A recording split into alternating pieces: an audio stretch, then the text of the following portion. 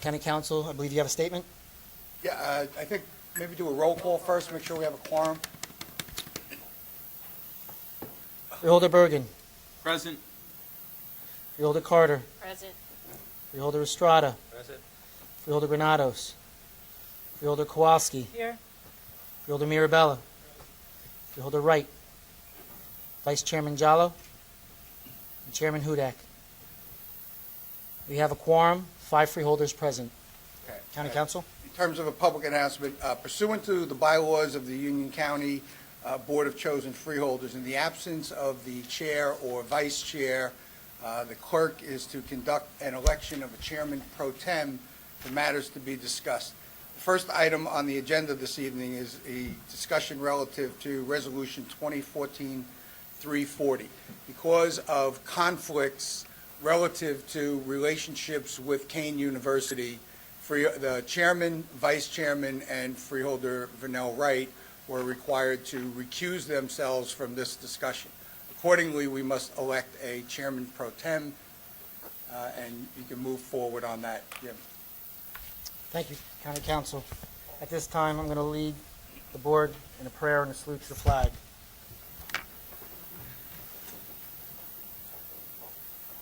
Humbly we ask God, the giver of peace and the lover of charity, to give the entire family of nations true agreement with his will, and to grant the light of his spirit on all who work for justice and peace.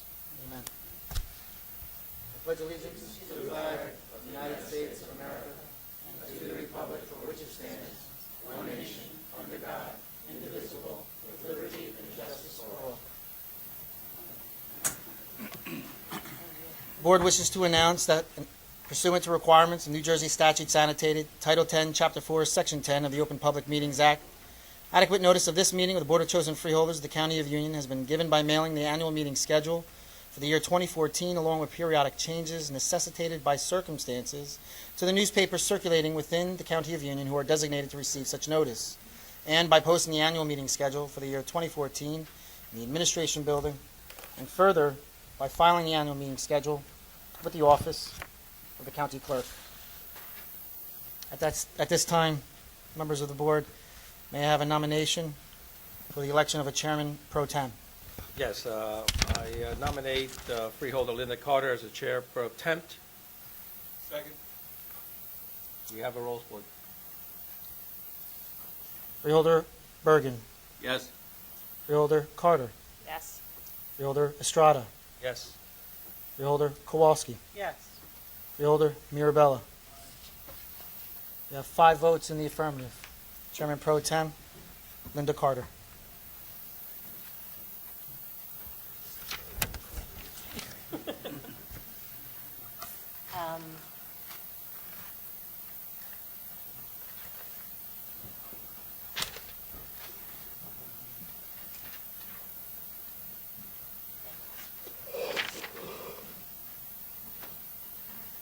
At this time, the meeting is open to the public for the purpose of commenting on resolution number 2014-340 only.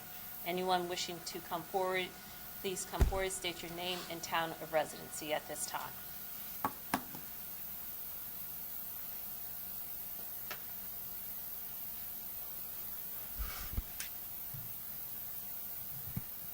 Good evening, Chairwoman Carter, pro tem. Ladies and gentlemen of the Freeholder Board, Bruce Patterson, Garwood. I guess the first question is, there's actually 4 people out. You only mentioned 3 names, Hudak, Jala, and Freeholder Wright, but Freeholder Sonatas is not here either. Is he recused due to a conflict? No, he's not here. But is it a question in reference to the resolution you'd like to bring up? Yes, I do, but it just seems odd that he's not here. He just excused himself, right? He was here. Right, and he's not here at the moment. That's all I can give you right now. He doesn't have a conflict at this point, That's fine. but unfortunately, he's not here. I know, and I So appreciate you at least trying to. Is there a question in reference to the? or- Yes, I will be asking a question. This comes as a surprise to the public. We're not aware of what this is about, so hopefully whoever's up here or department heads or something can at least elaborate on what this is. Is this property that the Keene family owns and the Open Space Trust Fund really wants a shot at it, and Kane University is having the first shot at it with the first refusal, and this is something that came out of the blue. So, is it possible for somebody to at least elaborate what we're looking at here? Thank you. Thank you. Any other questions? Pat Moschetti, New Providence. After we find out what the particulars are, then we'd like to know why you're opposing it.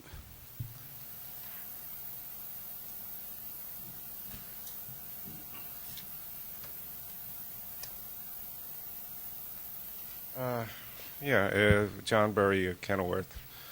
Well, first of all, you're taking Freeholder Granados' absence pretty lightly here. I mean, it could be just disappeared. I mean, it's.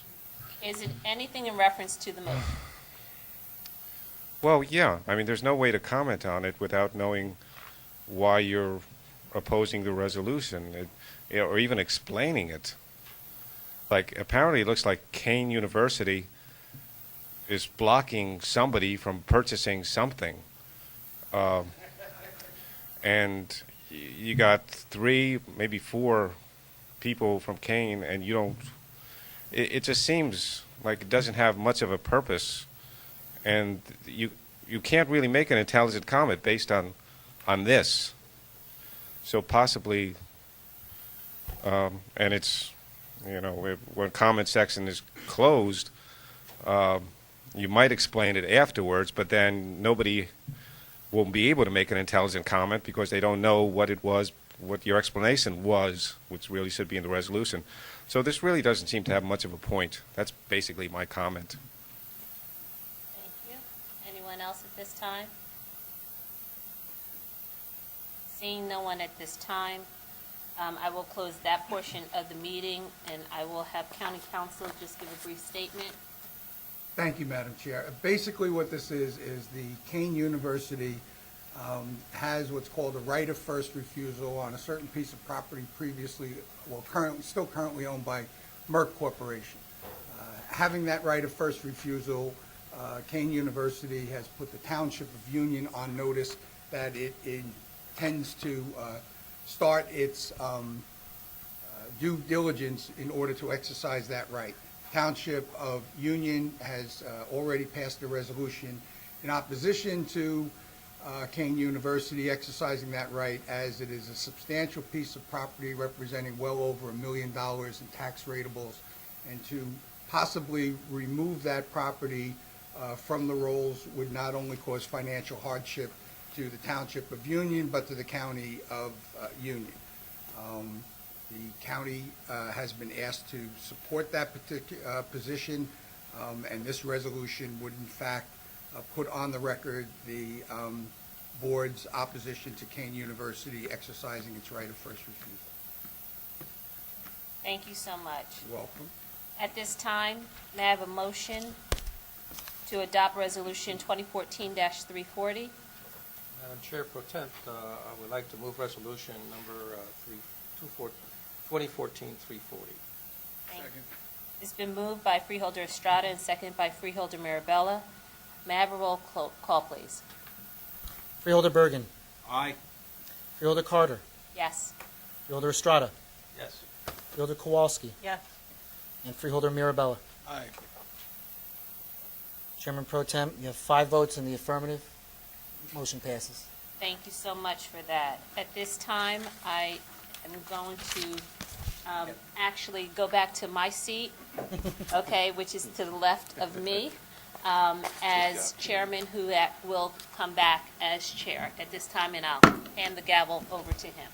Thank you.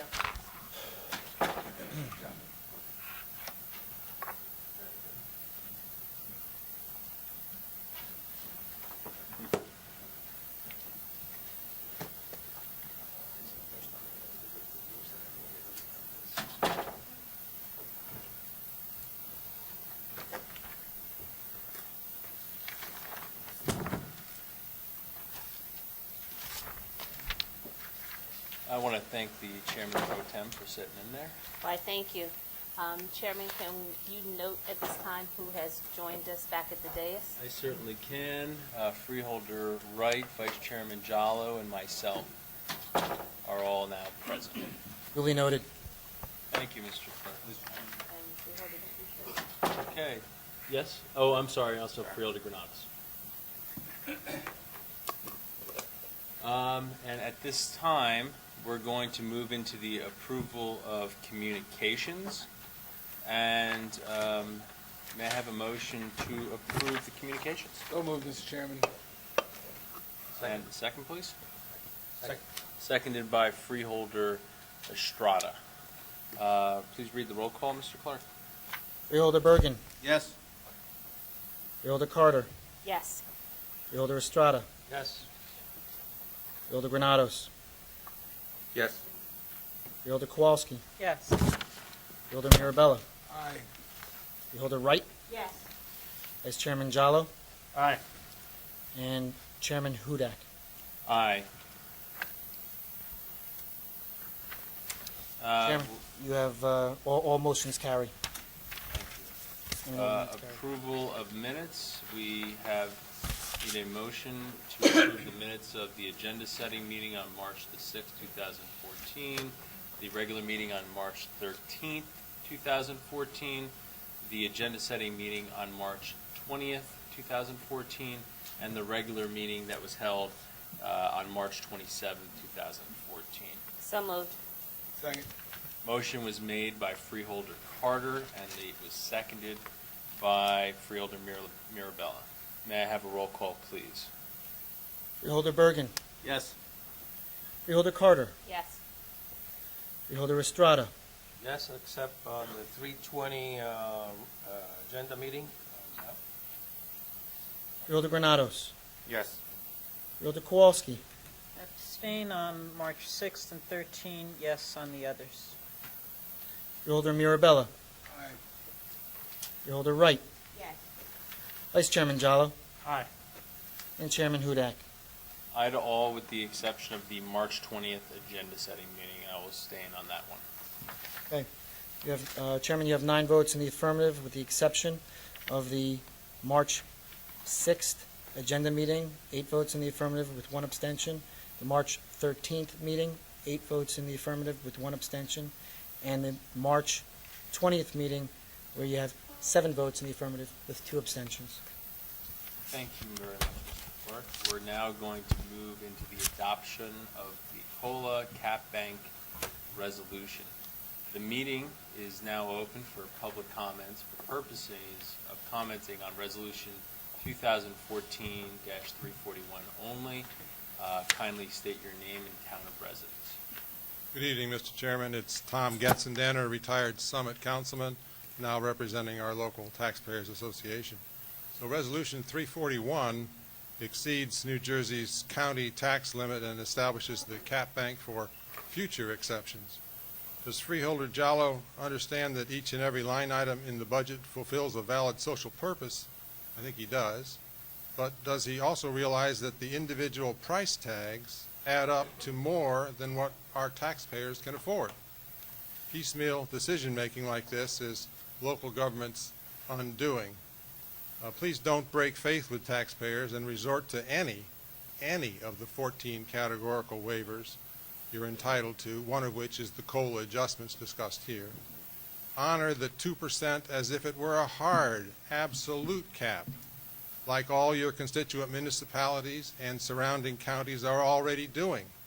Cap banking is an evil antic that avoids tough trade-off decisions. Thank you. Thank you for your comments. Any other comments from the public?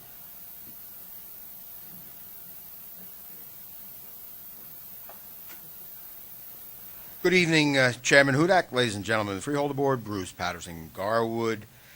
Tom Getzendamer referred to the county tax levy limit as a COLA adjustment. And COLA, I understand I guess the escalation was 2.5%.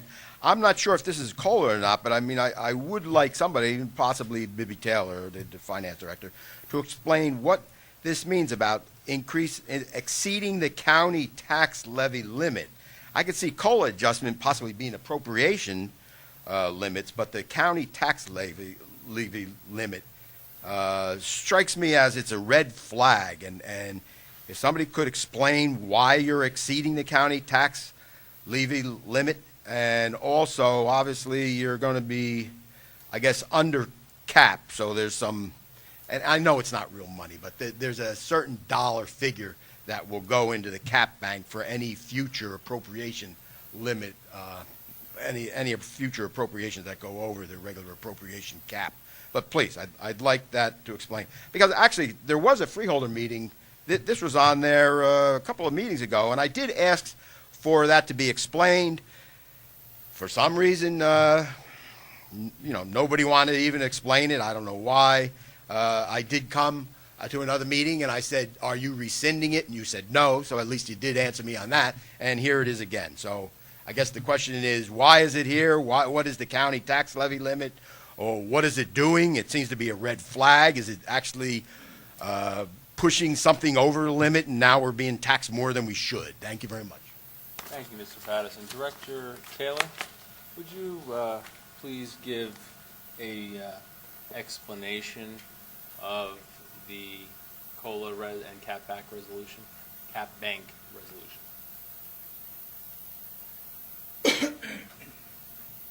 Through you, Mr. Chair. In accordance with statute, the cap bank resolution has to be done by resolution for counties, 2 readings, an introduction, and then an adoption, whereas municipalities have to do it by ordinance. So this is the second and final adoption of this resolution, which essentially allows the county to have financial flexibility for the next 2 budget years. Point in fact, the COLA resolution allows us to increase the levy up to 3.5%, which equates to approximately $7.1 million. None of that $7.1 million is reflected in the 2014 budget. Point in fact, we're below the allowable limits for the 1977 cap. Again, it is just an item for financial flexibility in the next subsequent budget years if we are above the maximum amount for the 1977 threshold. Thank you. Any other comments regarding the COLA and cap bank resolution? And with that, I will close this portion of the meeting, and may I have a motion to adopt Resolution 2014-341? So moved, Chairman. May I have a second? Second. I say that Freeholder Carter got that second, and the motion was made by Vice Chairman Jallo. Freeholder Bergen. Yes. Freeholder Carter. Yes. Freeholder Estrada. Yes. Freeholder Granados. Yes. Freeholder Kowalski. Yes. Freeholder Mirabella. Aye. Freeholder Wright. Yes. Vice Chairman Jallo. Aye. And Chairman Hudak. Aye. Chairman, you have 9 votes in the affirmative.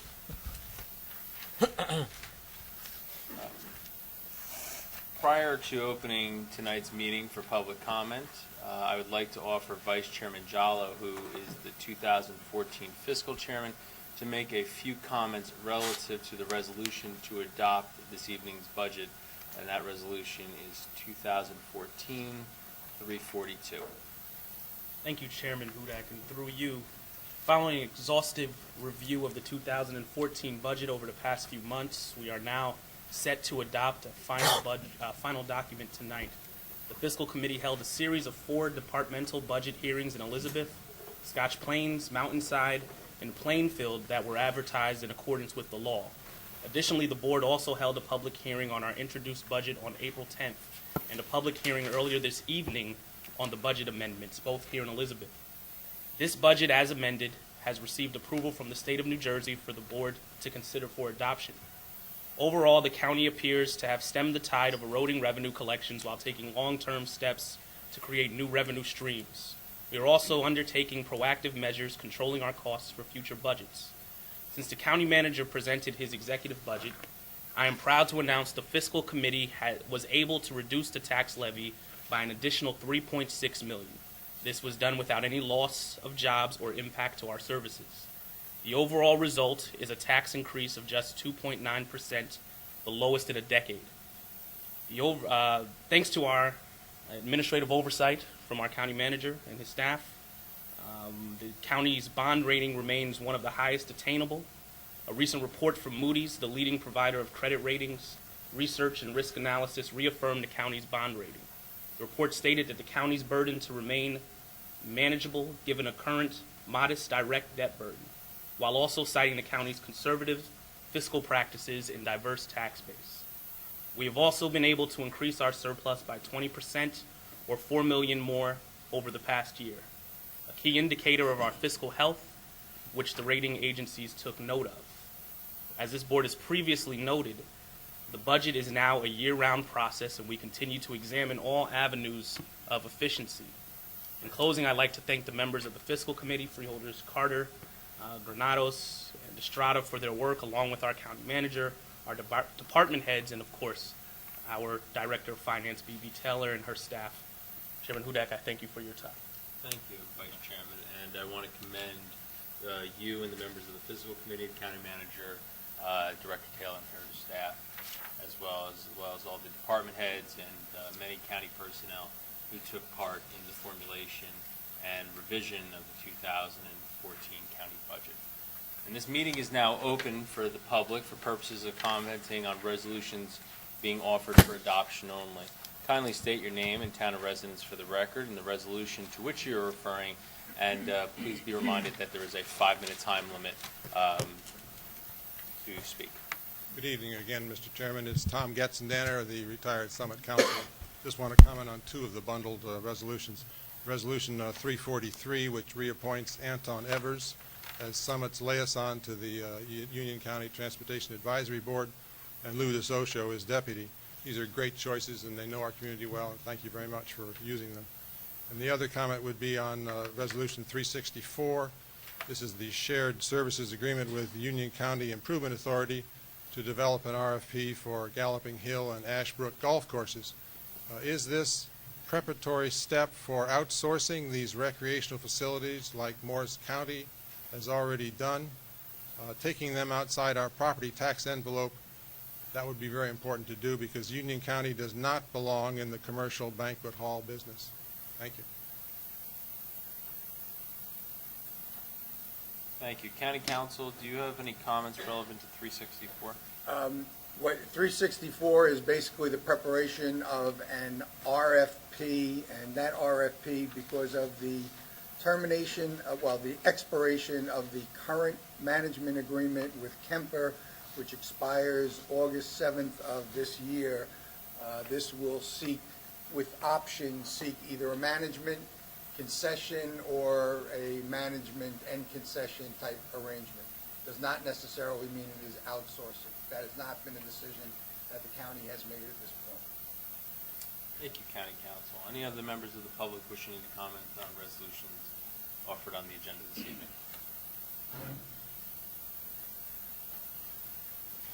Pat Moschetti, New Providence. On page 3, well, actually, first,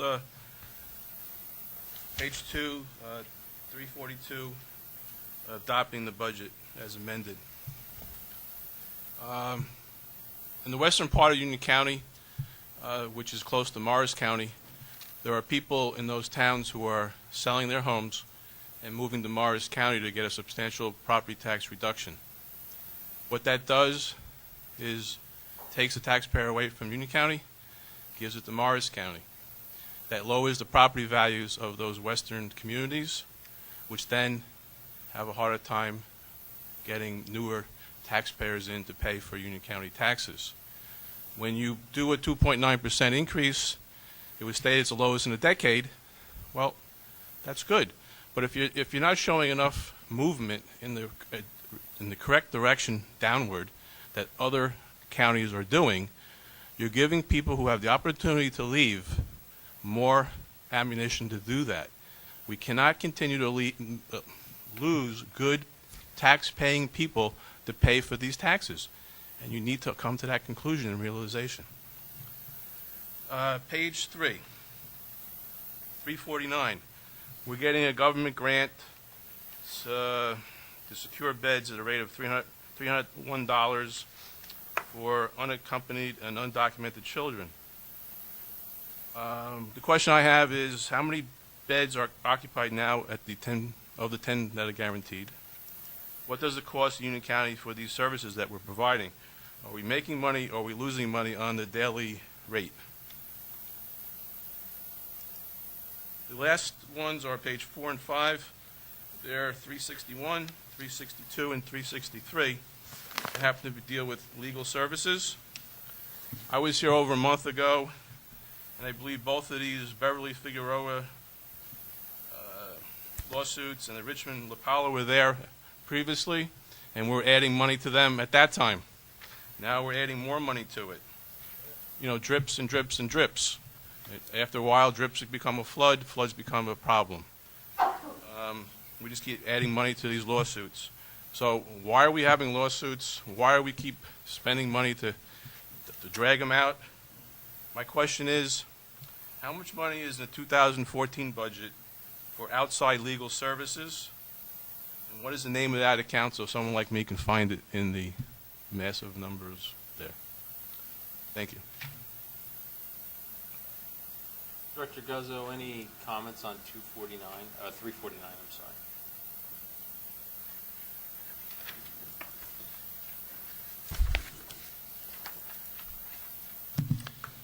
Mr. Chairman, through you, this is a grant from the federal government. Today's census relative to that specific population, that we had 2 kids, but let me say that it is, we get paid for 10 beds whether they use them or not. So if we have 1 kid, we still get paid for 10. That's a guaranteed rate that we get.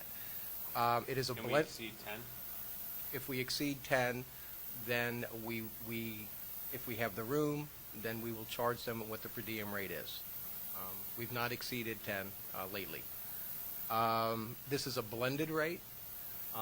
It does, what it does is it's offset a mandated budget. As you well know, the detention center is a mandated service that is mandated by the state of New Jersey. We bear all the costs relative to that service. They set the population, they set the rules and procedures, and we have to follow them, and they're very expensive.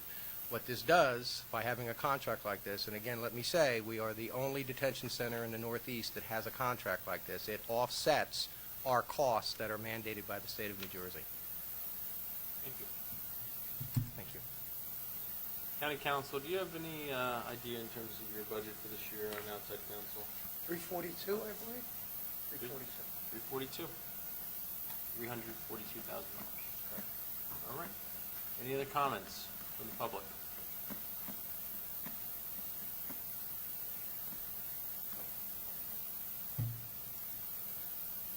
Good evening, Chairman Hudak, ladies and gentlemen, Freeholder Board, Bruce Patterson Garwood.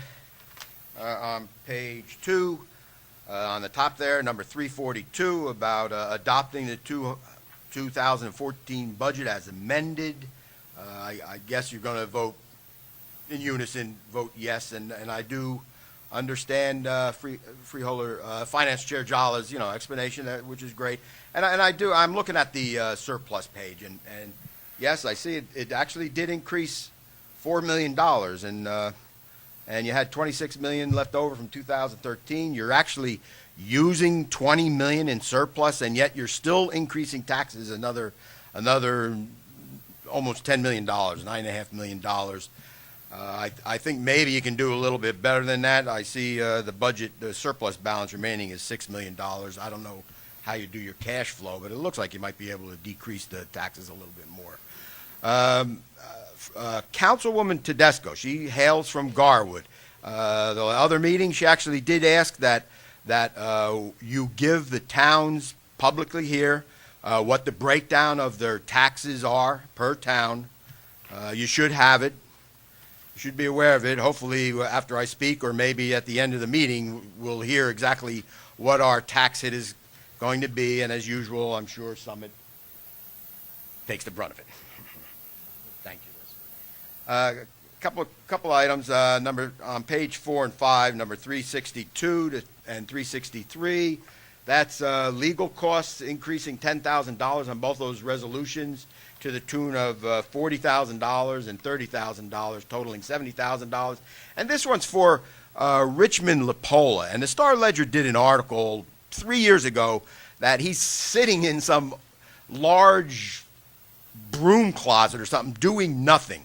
And my question is, what are we doing here? This is years later. Is he still on the payroll? Why is he still on the payroll? That's actually the major question. Number 364 on page 5. I appreciate Council Barry explaining what the RFP process is for Galloping Hill and Ashbrook, you're not actually going out to sell it. But he used the term management concession, and that is a little confusing. So I'd like a little more clarification on the RFP management concession that you're looking for. And that could basically be it. Yes, it is. Thank you very much. County Council, is there anything more to add on that?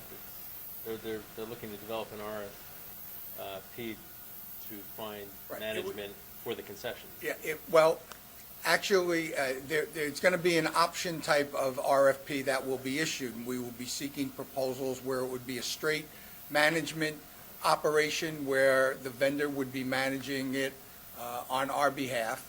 There could be a combination of a management on the golf portion and a concession on the clubhouse, or a straight concession. It depends upon what kind of responses we get, what controls the board may or may not wish to exercise in the future. So it's up in the air until we get the responses. Very prudent approach. Any other comments from the public? Seeing no further comments, I'm going to close that portion of the meeting. And I will ask for a motion to adopt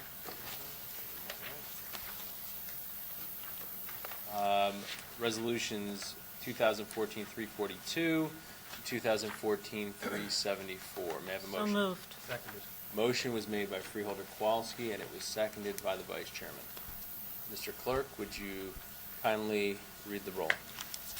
I will, and I'd just like to note that Freeholder Granados is co-sponsoring Resolution 2014-373, along with Chairman Hudak. Freeholder Bergen. Abstain as to 2014-344, yes as to all other resolutions. Freeholder Carter. Yes. Freeholder Estrada. Yes. Freeholder Granados. Yes. Freeholder Kowalski. Yes. Freeholder Mirabella. Aye. Freeholder Wright. Yes. Vice Chairman Jallo. Aye. And Chairman Hudak. Aye. Chairman, you have 9 votes in the affirmative, with the exception of Resolution 2014-344, where you have 8 votes in the affirmative, with 1 abstention. Thank you, Mr. Clerk. At this portion, the meeting is now open to the public for the purposes of commenting on any matter. Kindly state your name and town of residence for the record, and remember there is a 5-minute time limit on comments. Good evening again, Mr. Chairman. It's Tom Getzendenner from Summit. Our council president, Dr. Rubino, asked me to come and thank Ron Zuber and Bill Reyes for enlarging the on-site parking capacity at the county's turf fields on Glenside Avenue in Summit. Your staff was very responsive to our public safety concerns, and we hope that Chairman Hudak might come and attend our next council meeting and receive thanks directly. That would be May 6th. On the other hand, Mr. Chairman, news that your solar energy vendor, his name is Tioga, T-I-O-G-A, has stopped making payments on the $13 million bonds that UCIA issued barely 2 years ago, is frankly frightening. Summit foresaw this possibility and declined to put any of our own municipal building roofs into play when Jonathan Williams was promoting the solar panel initiative back in 2011. Even then, the value of solar renewable energy certificates, or SRECs, S-R-E-Cs as they're known, were plummeting, making the whole scheme uneconomical. My question tonight is Summit in any way liable if the bonds default, despite the fact that we ourselves were non-participants? The UCIA must somehow quarantine us innocent bystanders Presently, we don't even show any indirect UCIA guarantees in our own certified annual report, which is audited externally. Thank you. Thank you. County Council, any comments regarding the solar program? Well, I know there, in terms of Tioga, there is a bankruptcy proceeding. Exactly what entitlement we have to certain proceeds, there was a guarantee of $4 million, is yet to be resolved. I do not think that that is going to be the amount, but how much the county may receive, I do not think has yet been determined. And there are, I mean, in terms of revenues, there are revenues that come in every year, is utilized towards the payment of interest and principal, not enough to cover it, but there are revenues coming in from those that are participating in the solar energy program. The bottom line of this will be, at some point in time, the one thing is that the County Improvement Authority, does in fact own those solar panels. It's not like these services are going to expire because of the problems with Toyota. My recollection is that the county guaranteed these bonds, so ultimately there will be some responsibility potentially on the part of the county. County Council. You're welcome. And just, yeah, I do appreciate Council President Rubino's invitation, and I'm going to see if I can make the May 6th meeting or possibly a future one, because I do have a family commitment that evening, but I've been in touch with him, and he's also, I do appreciate he reached out in regard to the potential to assist, not just, with the issue they had at the Glenside Avenue Park, but a number of projects that the City of Summit's interested in possibly participating through the Open Space Trust Fund to do some of those improvements. So just demonstrating that there is a viability and a need for the current fund. Any other comments, please? Hello. Mike Norman, 12 Colby Lane, Cranford. We met with Union County College on Tuesday night and expressed our concerns against the project for the sports complex. They said the project is postponed but not canceled to see what alternative sites are available. In the meeting, there was at least 10 different alternative sites that were brought up to have on the field on. I'm here to stress that nothing should be built on that land. The flooding, parking, traffic, tree removal, and environmental devastation are enough to stop anything from being built on that land.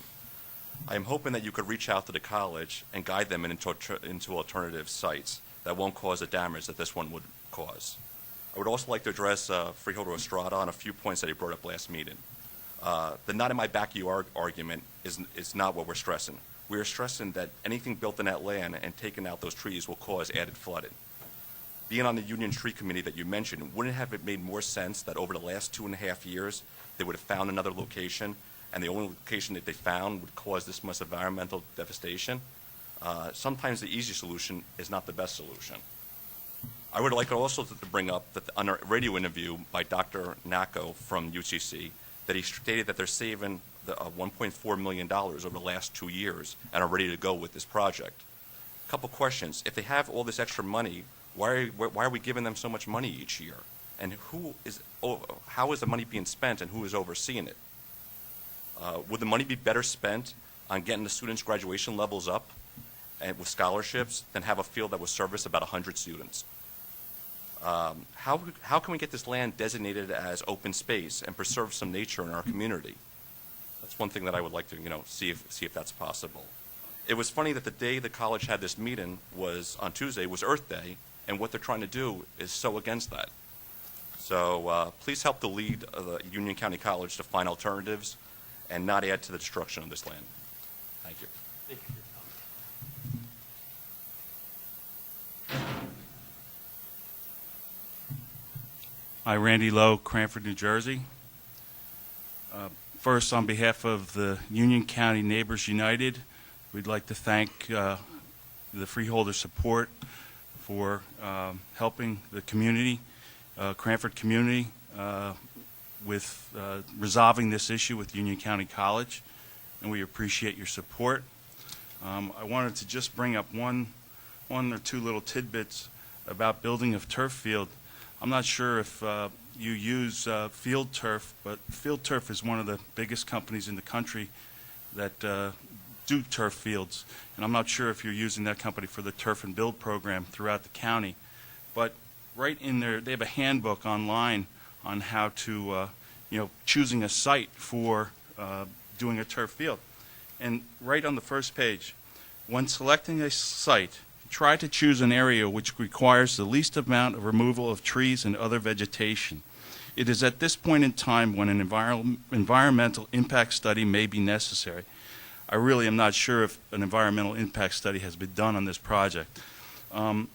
Furthermore, down the page, on the first page, all efforts should be made in order to preserve all natural resources and historically or culturally sensitive areas. If possible, the placement and arrangement of the facility should be designed in order to reduce the need for excavation and stormwater runoff. This field is on a hill, and the elevation of one end of the field at the higher end is at 98 feet, and the field level is 95 feet.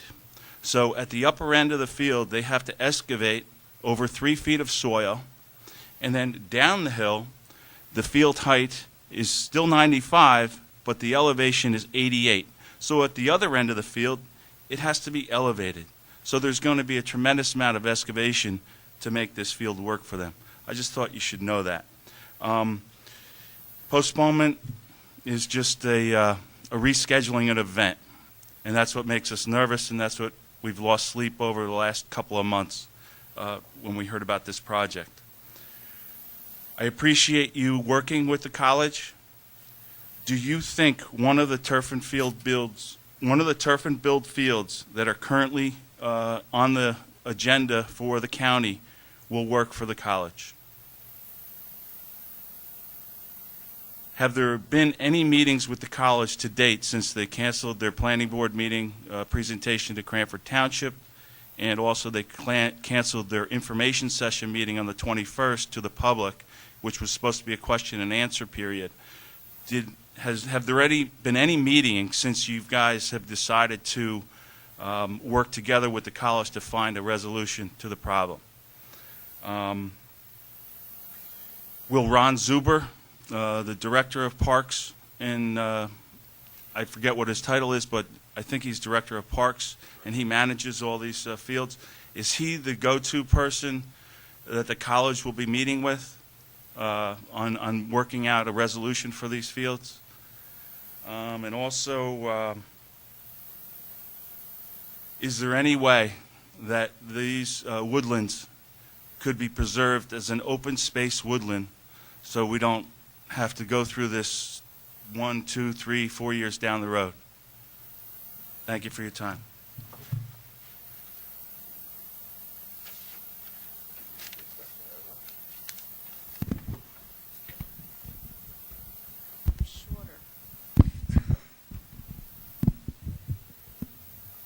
Good evening.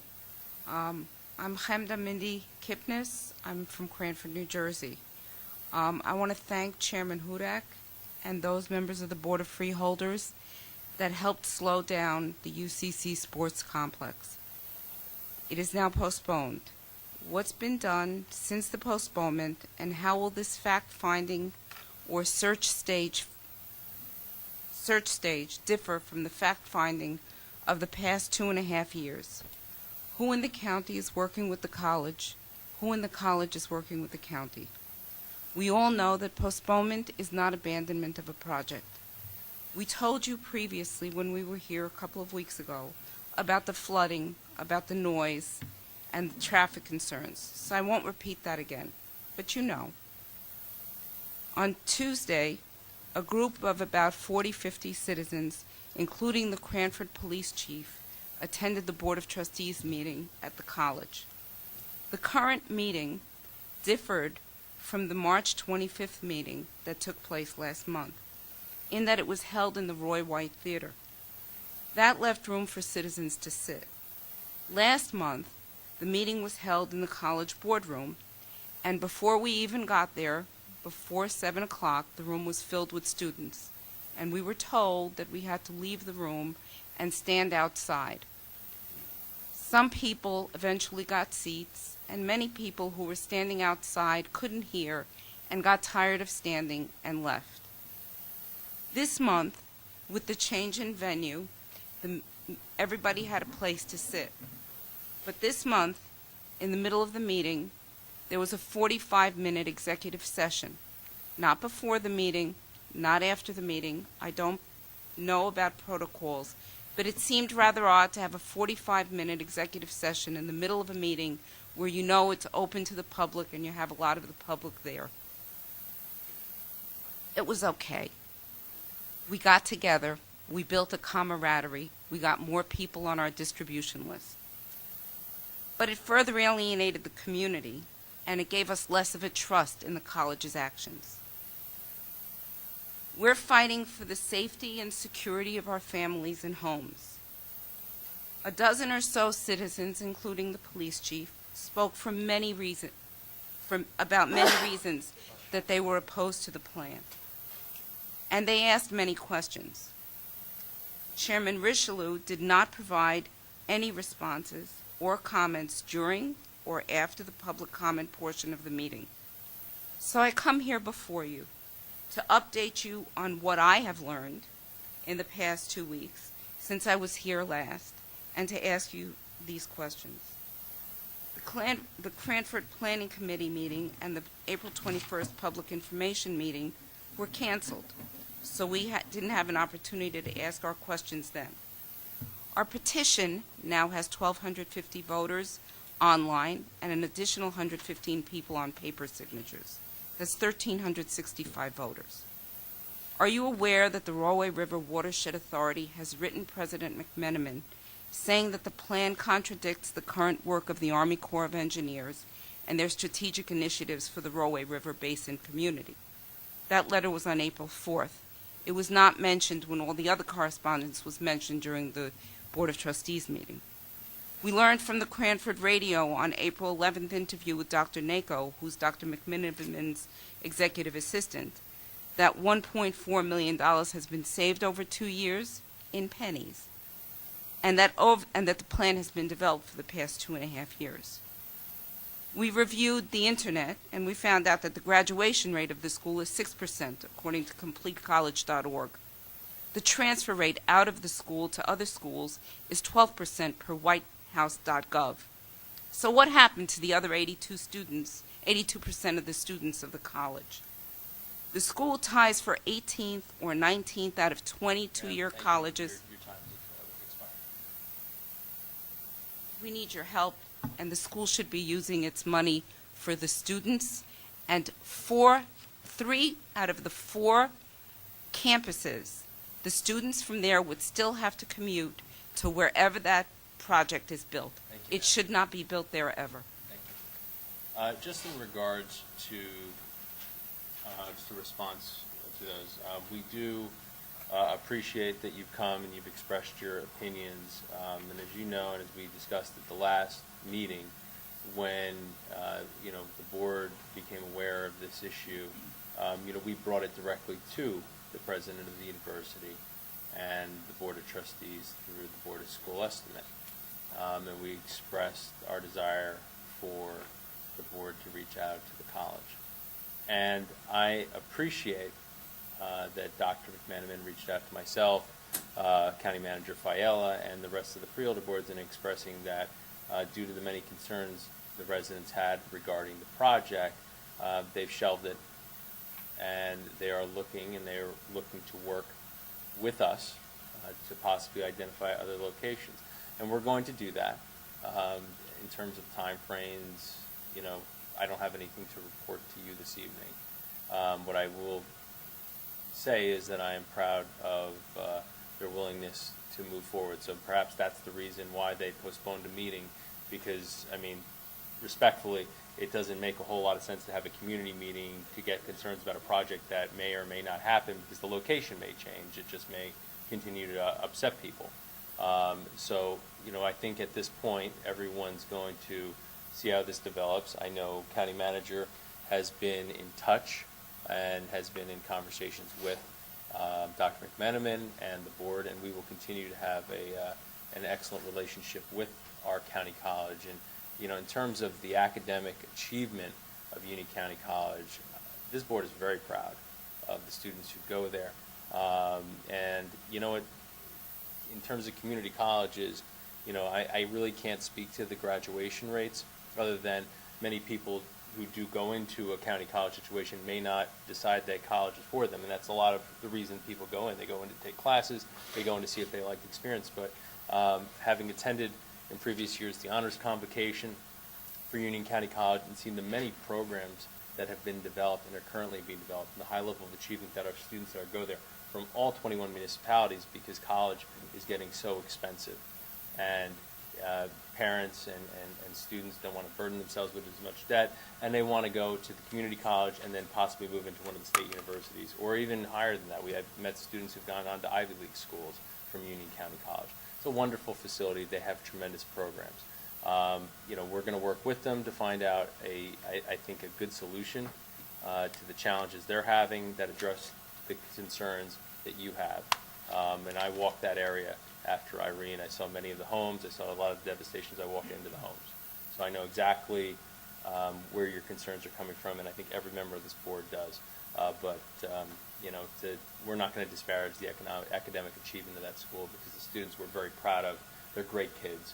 They go on to do big things. And, I would never diminish their accomplishments for a minute. But in terms of your concerns, they've been heard, and that's why the college acted the way they did. And we appreciate you coming tonight. Are there any other members of the public who wish to speak?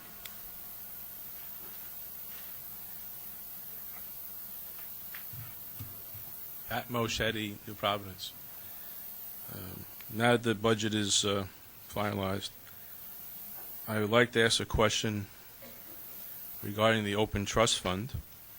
It's approximately $10 million, and there's various line items within it. And one of them is salaries and wages, $1,850,000. If I make an assumption of $80,000 per person, could be off, that equates to 23 people. So my question regarding the open trust fund is, what are these people doing in regards to the open trust fund activities? If it's not 23 people, then how many people is it?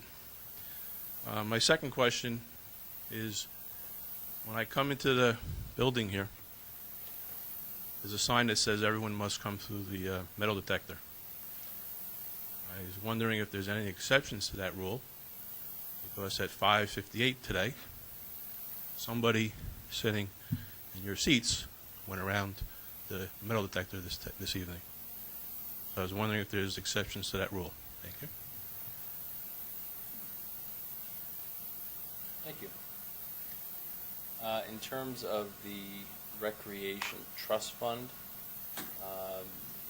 County Manager, it's my understanding that salaries that are used there for recreation programs in the county. Can you speak to that, please? That's correct, Chairman, through, and also for maintenance, park maintenance of those open space, which are permitted under the Open Space Trust Fund. These are eligible activities that can be funded. Thank you. Any other comments, please?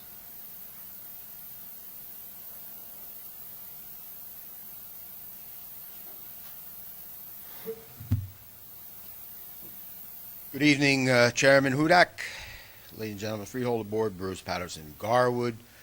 Second time I'm asking a question, what is the county tax impact per municipality? You said you would have the numbers, so I expect them, I guess, in your wrap-up comments. I don't think it's that hard. Mr. Patterson, I'm not trying to stop you, but just as the councilwoman was told, once the adoption of the budget was finalized, those numbers will be available. So Director Taylor, I'm not sure exactly the timeline, but they should be available shortly after this meeting. Hopefully during the wrap-up. What about the wrap-up? That's it. It's a big secret. Everything's a big secret. Granados leaves while the rest of you leave during the Kane thing. He comes back. I don't know what it is. But, over the course of many meetings, we're going to revisit what I've been talking about over the course of many meetings about whether Chairman Hudak is actually a freeholder or a political boss. And this is going to be wrapping it up, since I'm going to run through what the wrap-up is, and it kind of is rather blatant and clear. And some of these are, number one, You, in Linden, you were selected by 100% partisan committee members to be their 100% partisan political boss of Linden. Number two, and I've asked this many times, you actually gave $200,000 to someone who had to resign in disgrace from McGreevy's chief of staff position due to insider stock trading scandal. I asked you to rescind that. You did nothing about it. He's of the same party. Number three, and this I brought up tonight, $1 million. You could have been funding the road constructions after a bad winter for $1 million, but no, you're actually creating a brand new division and giving it to the Fanwood mayor, Mayor Marr, when she has no experience whatsoever for that job. This strategic planning and intergovernmental, I asked, tell me what it is. Tell me what this department is. You're creating it out of the blue, funding it for almost $1 million when you could be funding the roads. All you're doing, she has no experience for it, and all you're doing is puffing up her resume for some kind of future running, maybe to replace Stender. We obviously, you know, we're never wrong. We can see the writing on the wall. And you're just puffing up a resume, giving her a salary, $80,000, no experience, head of some division you just created out of the blue. You gave a patronage job to the person who you have selected to run for mayor of Linden, and she's now on the county employ. Just so I guess it looks good on her resume that she has a job and she's running for the Linden County mayoral candidacy. You received a job. I pointed that out over at Kane College. That's why you had to recuse yourself. For all this, your partisanship, you received a job, no experience whatsoever as manager of events and promotions, $70,000. It's a patronage job. No experience. I'm looking at that. This is all partisan. This is 100% partisan. You should be ashamed. You know, I think you have a hard decision to make right now. Either you resign as the political boss of Linden, or you resign as a freeholder on this board. That's the decision, because right now, your actions over in Linden and what you're doing here behind the backs of the taxpayers is a shame. It's a travesty. And I suggest you decide, what do you want to be? You want to be a political boss, or you want to be a freeholder? In the wrap-up comments, I'd like to hear what you want to be. And we'll take it from there. Thank you very much.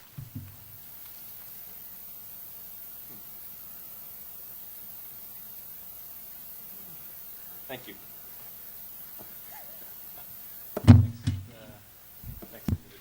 Interesting stuff, Bruce. Freeholders, Chairman Jim Bittner Cranford. Following up on one of the things that Bruce spoke of, Freeholder Granados, your absence was noted, duly noted. Excuse me, comments are through the chair. Through the chair. Freeholder Granados' absence was duly noted earlier in this evening, and I was wondering if that absence was a recusal from the matter at hand, or was that just he needed to for a potty break or something? Excuse me, sir. We're going to keep decorum in this meeting. Well, I'm being very respectful. No, you're not. So, yes, I am.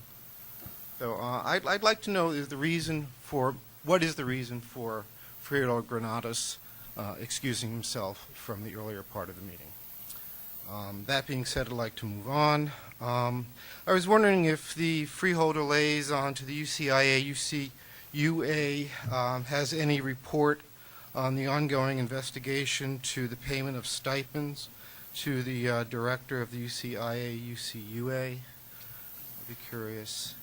Also, this is probably an IT question. It was noted by myself earlier that the county is experiencing some technical difficulties on their website. The February 20th, 27th, and March 6th meetings, either agenda or regular meetings, there's no video available, so there's nothing posted. I can understand and it was due to the failure of the audio, much like we experienced here this evening, I guess. I was wondering what the explanation is. I can understand it happening once, but for 3 meetings in a row seems a little bit unusual. Has it been? It says it's been fixed, but no explanation as to why. Do we need an additional allocation to funds to get this site up and running correctly? Also, when a person goes to the site and looks to click on the little blue words that lead you to a link to the videos, the only video that I can bring up on my computer, and it's probably due to my settings for antivirus, the only one I can get up there is the reorg meeting. All the others brings up a warning that says sent to a site that is no longer under Union County. I couldn't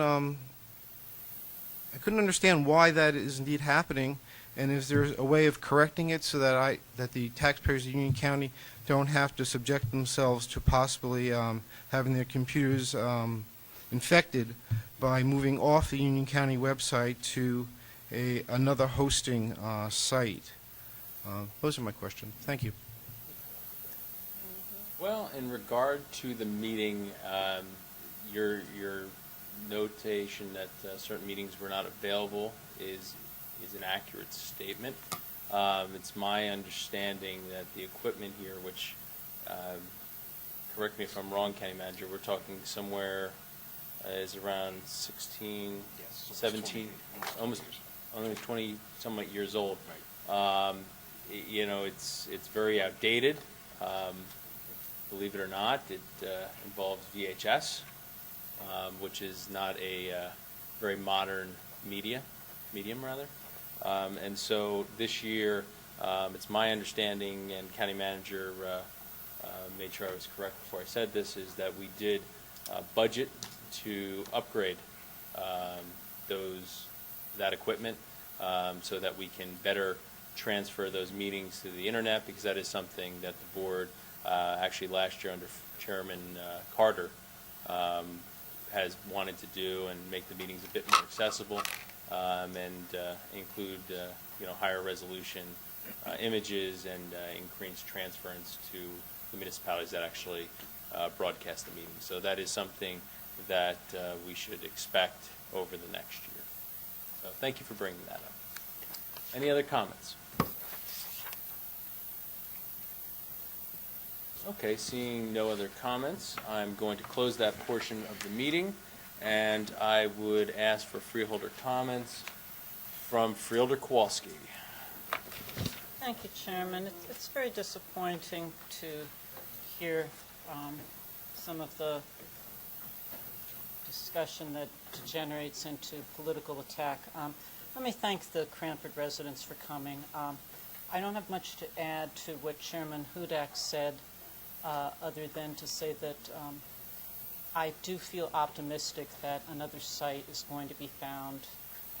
For all the reasons you've stated, the Colby Lane site just doesn't seem right, and I certainly have let college officials know that I'm willing to work with them, and I know that the county manager and my freeholder colleagues are willing to work on that. So I wish I could give you something more solid, but like Chairman Hudak, all I can say is we'll continue to work on it, and we'll let you know when something happens. Back to the political stuff. For someone who I believe maybe was a write-in candidate for Board of Ed, and then got elected, and then decided not to accept. I don't know. For somebody like that to come up. Okay. Mr. Patterson. If I have the facts wrong, excuse me. You had your 5 minutes. But for someone who perhaps had a chance to participate in a more formal way, to attack our chairman on a personal basis, really, it's not worth taking a long time with. I just want to say that. Mr. Patterson, one more outburst and your night is over. Thank you. I think Chairman Hudak has shown his abilities, demonstrated his leadership on this Freeholder board, and we're making very good progress. This is the best budget that we have had in a long time towards what I hope will be the end of a very difficult economic period. But this board is moving forward for this county. We're doing the work that needs to be done, and I think that not only the chairman, but all of my colleagues deserve some respect for that. On a lighter note, Earth Day was mentioned, and we have a Wild Earth Fest coming up this Sunday at Trailside Nature and Science Center. So along with family activities and exhibits, there will be entertainment by the Grand Falloons, who have performed at Big Apple Circus and many other places. And it's at a very reasonable fee of $4 for people over 6. For children 6 and under, it's free. And we'll also be celebrating the opening of the newly rebuilt Loop Playground in the reservation. So that's a favorite meeting spot for children and their families all over the county, and we look forward to that providing many more years of healthy recreation for our families. So I invite everyone to attend those events on Sunday. Thank you. Thank you, Chairman. Thank you, Freeholder Kowalski. Freeholder Carter, any comments? Yes, Chairman, thank you so much. I have to commend you, Chairman, since you laid your initiatives in January. One of the things that you wanted us to do is really take a hard look at our budget. And I commend Freeholder Jallo, who has chaired the Finance Fiscal Committee, to say that we did exactly that. We did make some hard decisions again this year, but because we are not just taking a look at this budget, when it is budget time, we are really trying to look on an ongoing basis. We are really able to kind of manage and get a better handle on it, and it is over time proving to be just that. We were able to come in at a much lower tax rate this year, so I commend both of you for your leadership and your work that you've been doing with that. I also wanted to give an update for the Support for Soldiers, an ongoing effort by the Union County teens, our young adults here throughout Union County, which is supported by the Board of Chosen Freeholders. Support for Soldiers is a countywide collection drive for care packages to be sent to active military troops. The list of acceptable items include healthy snacks, toiletries, and other basic items. Our youth were able to get together. We had over 260 youth come together for a one-day session.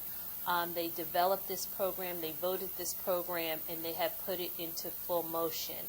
And I commend all of them. Our high schools are involved, and they're getting the community involved, and I'm hoping that we can all embrace and show them the support, not just for our military, but the support for our teens for what they're giving back to the community.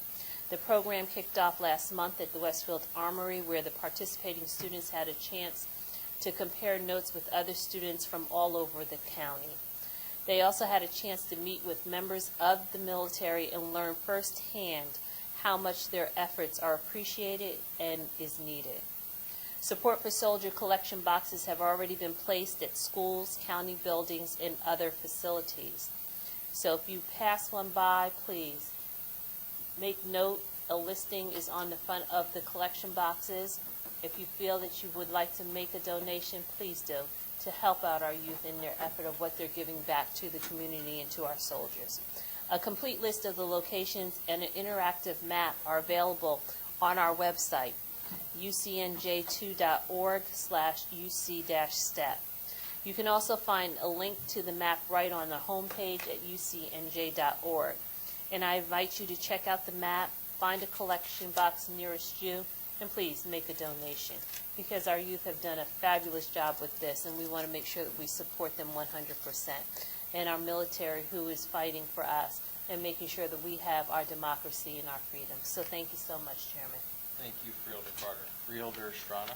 Thank you, Mr. Chairman. Just one announcement here. We have in Warren Ankle, we will have a groundbreaking, and I'm pleased to invite all the residents to join us in the groundbreaking celebration at the new Warren Ankle Park Track and Stadium. The ceremony will take place on Wednesday, April the 30th, starting at 5 o'clock p.m. at the walking track in Warren Ankle Park. Union County will be rebuilding the current walking track and former stadium area to include a multi-use turf, soccer, and football field, lights, and new track area. For the last 90 years, residents of Union County have made history at Warren Ankle Park, and we expect another 90 years of serving the public with access to healthy outdoors activities. Please join us for this great celebration. Last week I had an opportunity to speak some about volunteerism, and I tell you, over the last months I've been to many events and you can see throughout the county the commitment that the people make for the betterment of all. And from Reynolds Hospital all the way across to all kinds of nonprofit organizations that have a tremendous cadre of individuals who participate and give up their time constantly.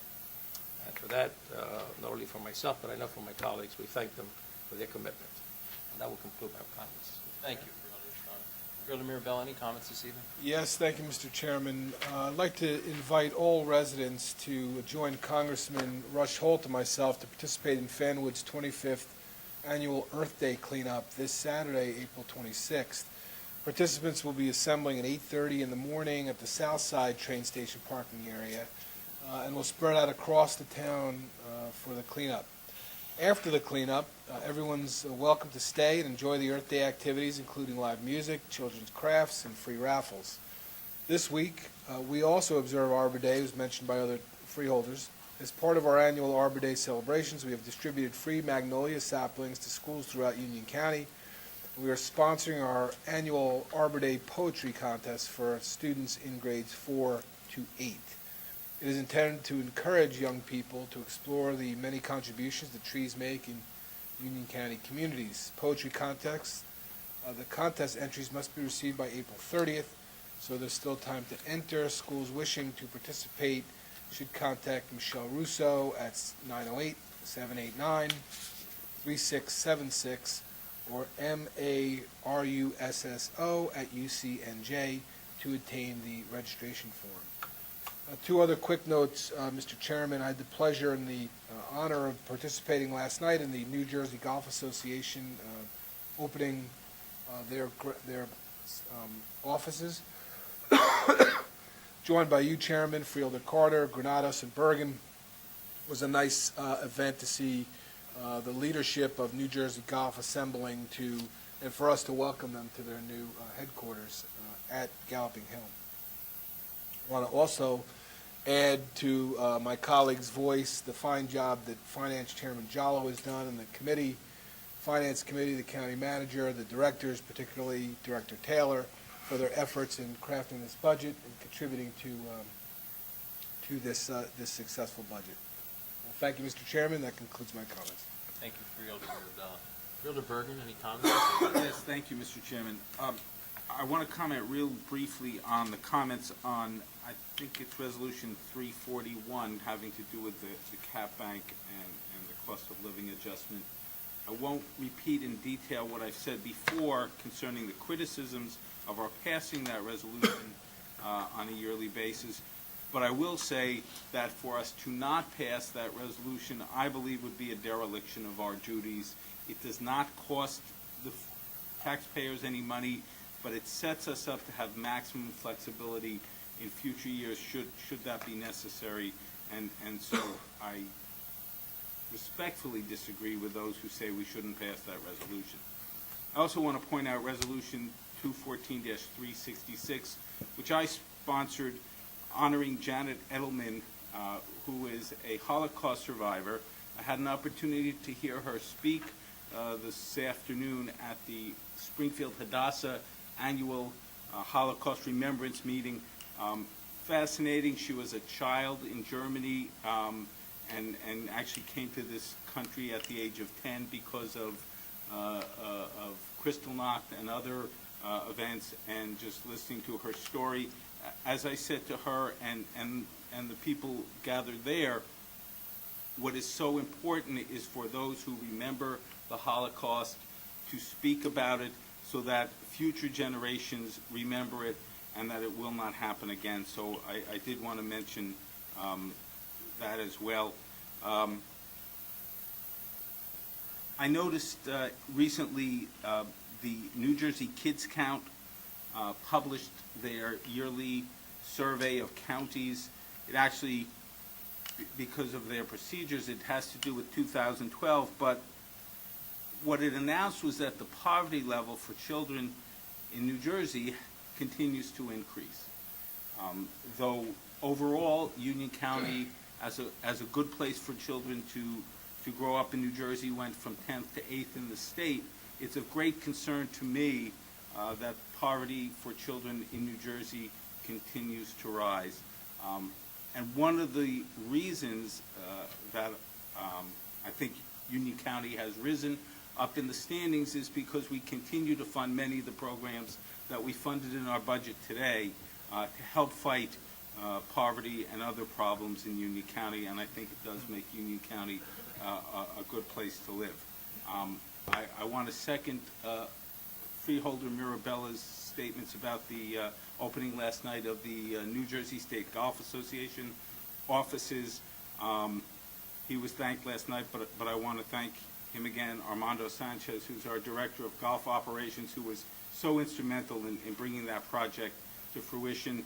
I, for one, as a teenager, played golf at Galloping Hill Golf Course, among others, but that's the one I played the most and I remember the most. And to look at it now and what it was those decades ago, it's just amazing, and it's so wonderful to have the New Jersey Golf Association there, and they're bringing the New Jersey Open to our golf course in 2016, the first time the New Jersey Open's ever been played at a public golf course. So I think we all can be very proud of that.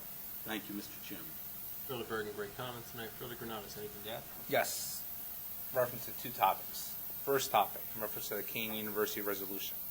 The reason why I was not here, and the reason why I abstained, recused myself from voting, was due to the fact of being a Kean University graduate student. To me personally, I felt that was a conflict. No issue of going using a potty break, like Mr. Bittner mentioned before. Make sure you're aware of that. Also, on a second topic, in reference to a new program, the Union County Freeholder Board and the Union County Workforce Investment Board have created is a Multimedia Citizen Journalism for Youth program, which will cover 25 eligible students at no cost. This will help residents who wish to pursue a journalism degree or learn how to use multimedia technology and social media in other careers. All these projects will be posted on student blogs and also be published throughout different various newspapers and publications. Class will be held at Workforce Advantage beginning in July. For more information on how to apply, please call 908-591-2830. Thank you. Thank you, Freeholder Granados. No problem. Freeholder Wright, any comments this evening? Yes. On yesterday, Union County marked the 40th anniversary of the Federal Community Development Block Grant Program with a special event at the Union County Performing Arts Center as we recognize Community Development Week. It was a real pleasure to be in the company of so many people who have worked hard to ensure Union County can realize the full benefit of this important source of federal dollars. A special thanks to our county manager for his commitment and his national leadership with this program. It was a remarkable gathering of talent and experience. And on behalf of the Freeholder Board, I would like to thank all of our community development professionals for a job well done. Freeholder Wright, thank you for your comments. County Council, any comments this evening? No comments, Mr. Chairman, thank you. Fantastic. County Manager, anything to add? Two comments, Mr. Chair. One, first of all, with regard to community development and advocating for those funds, the comment that Freeholder Bergen made about poverty levels increasing for children and low-income individuals. that's why those funds are so important and why we advocate for this. So I really appreciate the support of the Freeholder Board to do that over the years. Just very, very briefly, I'd also like to congratulate Bill Reyes, our Deputy County Manager, on who's going to be receiving a civilian award for bravery from the New Jersey State Firemen's Mutual Benevolent Association. The Valor Awards Committee selected Bill in recognition of the actions he took on October 9th, when he and a number of others administered life-saving CPR to Elizabeth resident Sal Coppa at the Columbus Day flag-raising ceremony outside the county courthouse. Also assisting and nominated for the award were Courtney Villani, Aida St. John, and Steve Rinaldi. Many of you know Sal. He's former chairman of the Elizabeth chapter of the Italian-American Service Organization, UNICO, and a member of the Elizabeth Avenue Partnership. This award is going to be presented to Bill at the annual FMBA Valor Awards on Saturday, April 26th at the Pine Manor in Edison. Congratulations, Bill.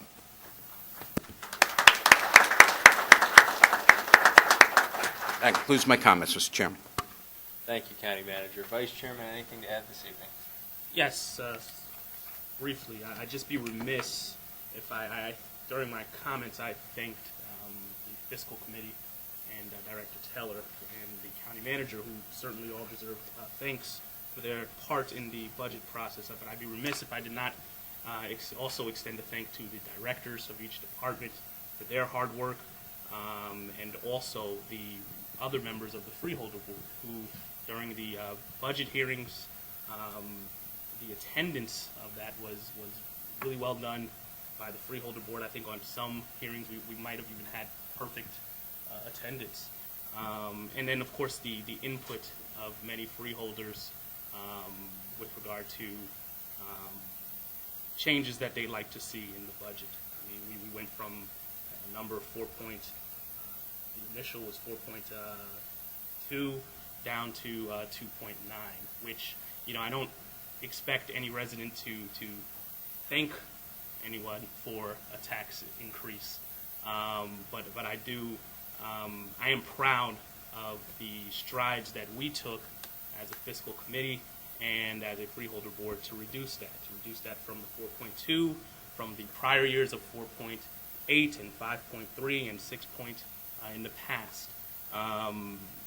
It's a reflection of hard work, diligence, and while I don't agree with the comments made by the speaker from Summit, who believes that it's prudent and to just put a hard cap in, regardless of the effect of that on residents and on the services that we should be providing to residents, I do agree with him to the extent that I've certainly, and I think the members of this Freeholder Board will certainly like to see a tax levy lower than what it is now. And so I hope we continue to move in the right direction, and I thank everyone for their support.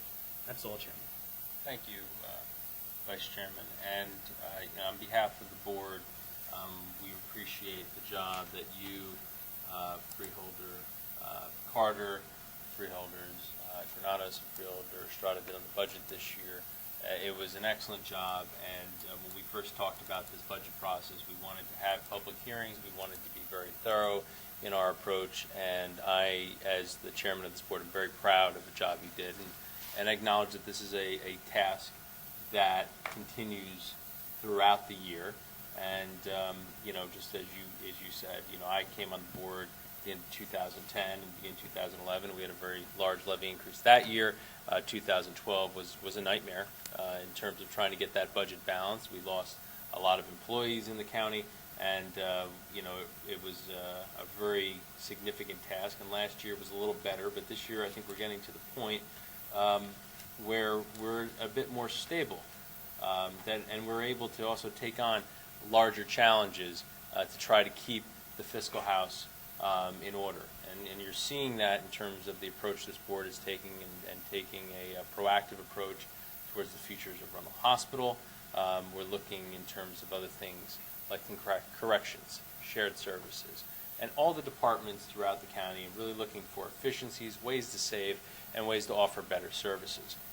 In regards to shared services, I wanted to mention, and I wanted to bring up, I know one of the speakers did earlier, but I wanted to mention the new shared service agreement between Summit and the County of Union that will reap benefits for all residents.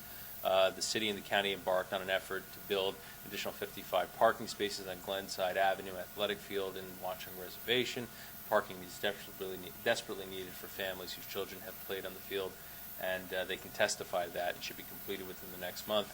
And I want to thank our Public Works Department and our County Parks Department in the City of Summit for their efforts in this matter. And as the speaker had mentioned, Councilman Rubino had reached out, and we hear things about eliminating the open space tax. This is the gentleman comes up, he doesn't represent the Summit government. He has his opinion, and everyone's entitled to their opinion, but whether it's the right thing or the wrong thing is a different thing. This was a referendum that was passed by the voters of this county, and the municipalities have projects that they want to do. They're local in nature, and they're very important to those communities, all 21 communities, and that's why this particular grant program has been so successful. So we will be meeting with Summit. I'll be happy to go and meet with the council there, and I know Director Durbin has already been in touch with the City of Summit, and we're going to talk to them about their project. And we will talk to every one of the 21 municipalities because the money of their taxpayers are going in. But, we can't take an approach that it's about one town or another town. It's about all the 21 municipalities in Union County, all the residents of those municipalities. I also wanted to acknowledge that last week I had the pleasure of joining the official opening for the new Wakefern Supermarket Cooperative Warehouse in Elizabeth. And, I can actually say I was part of that one from start to finish because we actually closed that deal the day I was sworn in. A few years ago, Wakefern, the parent of our familiar ShopRite supermarkets, was considering to move out of Union County. And we worked together, the county worked together with the municipal and state agencies to leverage a total of $44.5 million in federal recovery bonds, including $15.5 million that came directly from Union County, to finance the construction of a new state-of-the-art warehouse right here in Union County in the municipality of Elizabeth. And I want to thank everyone who shepherded that project into being, because that's really what we're trying to do here. It saved hundreds of Union County jobs, and it created hundreds more through the trades, the people who were part of the demolition of the old facility and building the new facility, as well as the warehousing jobs that will be here for decades as a result. It's a great example of people coming together to do the right thing for the community.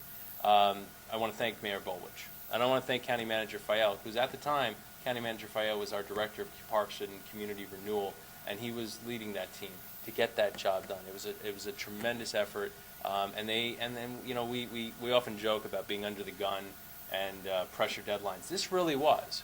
A lot of people came together. This was a very complex transaction, and it only happened because we had great officials at the county, in the city of Elizabeth, in their economic development agencies, at the Union County Improvement Authority. They played their part too. It was a wonderful project. We want to thank all of those groups who were involved, and also we want to thank Wakefern for staying in Union County, and Elbron, especially Ann Estabrook, all who persevered to reach a successful conclusion.